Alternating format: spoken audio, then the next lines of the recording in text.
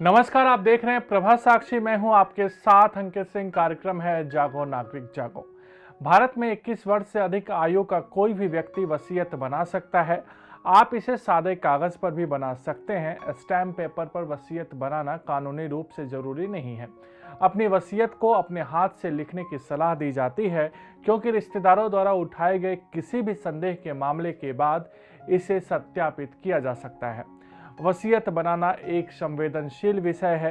भारत में लोग वसीयत पर चर्चा करने से थोड़ा घबराते हैं, क्योंकि यदि कोई आप किसी को वसीयत बनाने के लिए कहते हैं तो व्यक्ति सोचता है कि परोक्ष रूप से आप उसे बता रहे हैं कि उसका अंत शायद निकट आ गया है या आप उसकी संपत्ति पर नजर गड़ाए हुए हैं।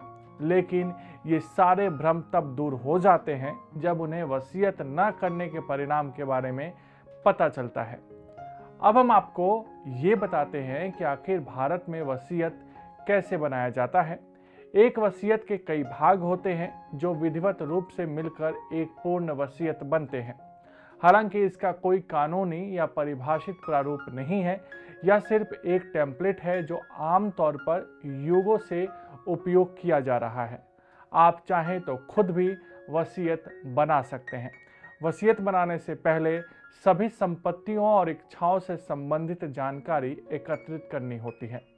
आप बिना कानूनी सहायता के स्वयं आसानी से वसीयत बना सकते हैं, ऐसी भाषा में जो समझने में आसान हो और आगे के दस्तावेजीकरण के लिए कानूनी रूप से व्यवहार्य हो। वसीयत को हाथ से लिखा या टाइप किया जा सकता है। यह स्पष्ट रूप से किसी के व्यक्तिगत विवरण, परिवार के विवरण, संपत्ति के विवरण, वसीयत के विवरण और दोनों गवाहों के विवरण को निर्दिष्ट करते हुए लिखा जाता है। वसीयत बनाने से पहले हर किसी को यह सुनिश्चित करना होता है कि जब यह वसीयत लिखा जा रहा हो तो वह मानसिक रूप से पूरी तरह स्वस्थ हो, उसे किसी तरीके का भय नहीं हो और ना ही उस पर किसी तरीके का बल प्रयोग कर उससे गलत कराया जा रहा हो। वसीयत को सादे कागज पर भी आप बना सकते हैं। आपको 2 गवाहों के हस्ताक्षर की जरूरत होती है। आपके खुद के द्वारा लिखा गया वसीयत पूरे भारत में अधिकारियों और कानून की अदालतों द्वारा स्वीकार किए जाते हैं। अब हम आपको ये बताते हैं कि वसीयत में सबसे पहले आपको किन चीज़ों को शामिल किया जाता है। तो उसमें संपत्ति और दस्तावेजों का विवरण बेहद ही अनिवार्य है। वसीयत में वस्तुओं और उनके वर्तमान मूल्यों की सूची प्रदान करना जरूरी होता है, जैसे कि घर, भूमि, बैंक, सावधि जमा, डाक निवेश, म्यूचुअल फंड, आपके स्वामित्व वाले शेयर प्रमाण पत्र। आपको यह भी बताना होगा कि ये सभी दस्तावेज आपके द्वारा कहाँ रखे गए हैं। इसके साथ ही स्वामित्व का भी विवरण आपको देना हो सकता है।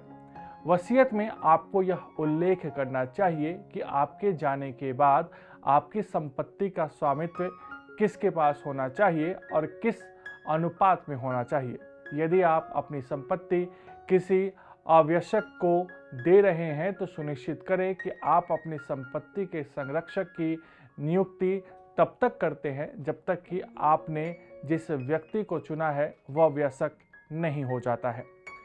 वसीयत पर हस्ताक्षर एक महत्वपूर्ण हिस्सा होता है।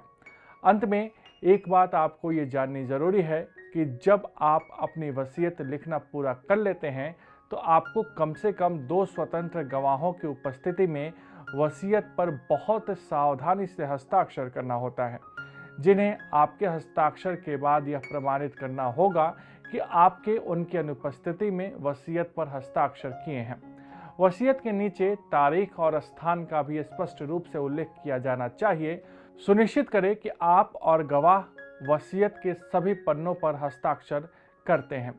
गवाह चुनते समय एक महत्वपूर्ण बात भी ध्यान रखना चाहिए कि वे आपके मित्र, पड़ोसी या आपके सहयोगी होने चाहिए, न कि वसीयत में प्रत्यक्ष लाभार्थी। वे केवल प्रमाणित करते हैं कि आपने स्वयं उनकी उपस्थिति में वसीयत पर हस्ताक्षर किए हैं। तो ये था आज का जागो नागरिक जागो कार्यक्रम। आपको ये कार्यक्रम कैसा लगा हमें ज़रूर बताइएगा, और आपको अगर किसी मुद्दे पर जानकारी चाहिए तो कमेंट बॉक्स में इसे भी आप ज़रूर लिखिएगा। अधिक जानकारी के लिए आप www प्रभासाक्षी.com पर विजिट कर सकते हैं। नमस्कार। अगर आप भी लेना चाहते हैं देश दुनिया की तमाम जानकारी तो आज ही सब्सक्राइब करें हमारे चैनल को। साथ ही नीचे दिए बेल आइकन को जरूर दबाएं ताकि हर अपडेट आप तक पहुंच सके।